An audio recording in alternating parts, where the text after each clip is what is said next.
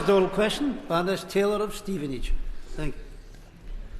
My Lords, I beg leave to ask the question standing in my name on the order paper. My Lords, COVID-19 resulted in significant reductions to passenger numbers and to bus service levels. To mitigate this, the Government has provided over £2 billion in emergency and recovery funding to keep vital bus services running. On the 9th of February, we announced a further extension of this support until the 30th of June. As a result, bus service provision in England outside London remained at over 85% of pre-COVID levels in 21-22. My Lords, last week, 2 zebra projects in Milton Keynes and Stevenage for zero-emission buses collapsed when the private sector partner Arriva pulled out. They said this was because of the fact that passenger numbers had not recovered after the pandemic. So what specific assessment has the Government done of the reasons for the 18% drop in passenger numbers since the pandemic, and what more can be done to encourage the private sector to participate in these zero-emission pilots? It was very disappointing that Arriva decided that it was no longer willing to take part in those projects. Other bus operators are taking part in projects elsewhere in the country, and indeed Arriva itself is still participating in other zebra projects around zero-emission buses. Essentially, we very much hope that they will come back to the table once and if passenger numbers increase. Now, in terms of the reduction in passenger numbers, it is around changes to concessionary travel, it is around changes to people going to work and working from home. We do believe that we have stabilised at this point, and now we look forward to bussing back better. My Lord, can I draw your Lordship's attention to my registered member's interest as Chairman of Transport for the North? Can I ask my honourable friend to give some long-term assurance to the amount of support that we are giving to bus companies? It's been very much welcomed what has been done, but the simple fact is that there is uncertainty as to what would happen after the 30th of June, and buses are very much needed as a reliable form of public transport for our country. I absolutely accept what my noble friend is saying, and from a government's perspective, we have had to see what happens to patronage, see where service levels have ended up given the current levels of support. We are looking at the impact of the £2 bus fare cap. All of these things are going into the analysis that we're doing to consider what we may be able to do to support the bus sector after the 30th of June. Does the Minister agree with me that what's called for is regulation, and that if we reintroduce regulation right across the board and give those powers back to local authorities, they're going to be far more efficient in the way they use bus resources? Now, I keep hearing this from the Labour Party, and I'm not entirely sure which regulations and which powers the Labour Party is proposing to give back to the local transport authorities. Because as the noble Lord will well know, at the moment local transport authorities are required to produce an enhanced partnership, and that is between the local transport authority and the bus operator, and if they don't want to do that, they can take all of the powers they want and franchise the whole system. My Lords, will my noble friend be issuing guidance to plumbers and electricians as to how to carry their tools and equipment on a bus, especially in outer London, since the Mayor of London appears determined to deprive them of their vans?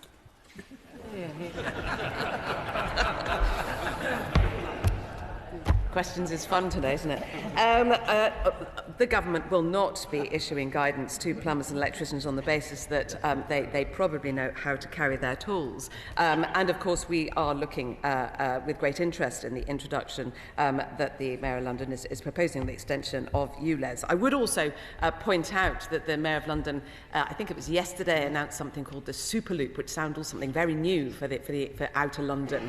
And I did look in my area, that includes the X26. The X26 already exists. So I do think the Superloop is quite a substantial amount of rebranding, as often happens with the Mayor of London. Does the noble lady accept that there is an urgent need for reform of bus service funding and an end to this hand-to-mouth approach that is caused by the short timescales on Department for Transport decision-making? And does she accept that any new funding mechanism should be based not on competitive bids, but on greater devolution and less interference from the Department for Transport? I believe I've already addressed the point about the short-term nature of the funding. I agree it's not ideal, however it has been necessary as the whole system has transitioned. And I'd like to reassure the Noble Lady that we will also be looking at BSOG reform this year. To remind Noble Lords, this is a very important amount of money, about £250 million that goes into the sector, which keeps bus fares low, but what we've got to make sure that it also supports net zero. So there's all sorts of different things that we can do with bus funding. At the moment, in 21-22, 57% of all funding or income for the bus sector came from central and local government. Is participating remotely.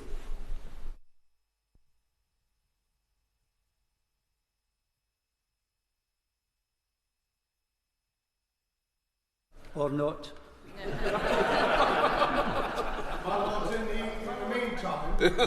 My lords. Not in the meantime. My lords, many people rely on buses to get to work, especially in cities, including, of course, disabled people. Given the urgent need to close the disability employment gap, which continues to be at a high of around 30%, could I ask my noble friend the Minister what assessment the government has made of the impact on disabled people's ability to get to work in light of the trends in the provision of bus services?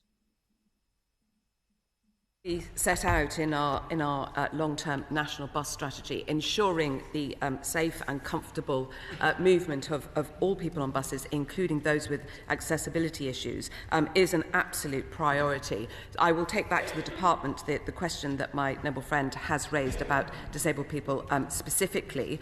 And on a similar vein, I think it is also worth mentioning some further good news is that the accessible information regulations should be laid today, which I'm sure many noble lords will welcome. My lords, I wonder if the noble lady, the Minister, would be kind enough to go back to the department for me and then drop me a line in terms of the appalling treatment of the South Yorkshire Metropolitan Mayoral Combined Authority in respect of funding from central government. It's a mystery to all of us as to how you can talk about better buses when the buses are actually disappearing. It was the case that when it came to the BSIPs, which we asked all local transport authorities to prepare bus service improvement plans, some were better than others.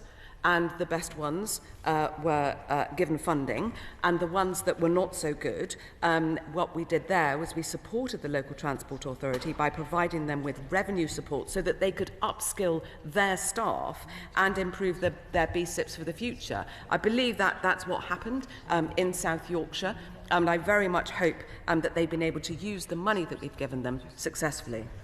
My noble friend will be aware of the importance to rural bus services of concessionary bus fares. What will the future of these fares be after June?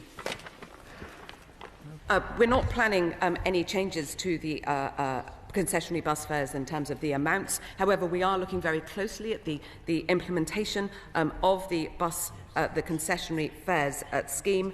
Over the course of 2023, we will look very closely at the reimbursement guidance and the calculator to make sure that bus operators are getting the correct amount of money for the people that they carry. My Lords, the statutory concessionary bus scheme provides free travel from 9:30 a.m. to 11 p.m. for pensioners and disabled people on Mondays and Fridays and any time on weekends and public holidays. Given the changing use patterns and the fact that people often need to get to medical appointments starting travel before 9:30 in the morning, and the fact that many older people, including someone I was talking to in Liverpool on the weekend, are providing childcare that enables other members of their family to work, shouldn't that statutory concession operate 24 hours a day, weekdays as well? My Lords, we have looked at the concessionary scheme and we have no plans to change it at this time. However, I would remind the noble lady that, of course, the £2 fare cap is currently in place, and that will benefit those people who are not able to use the scheme early in the morning.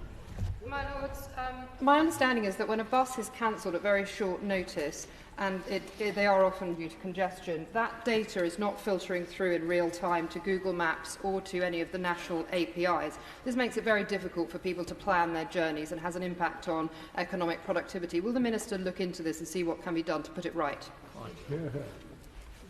Happily take that back to the department. The government set up the Bus Open Data Service a few years ago now, and for the first time we were able to consolidate all of the information from the bus operators and actually make great strides to providing this real-time information that passengers need. But I will certainly take that point back to the department to ensure that we are considering that. Oral question, Lord Bell.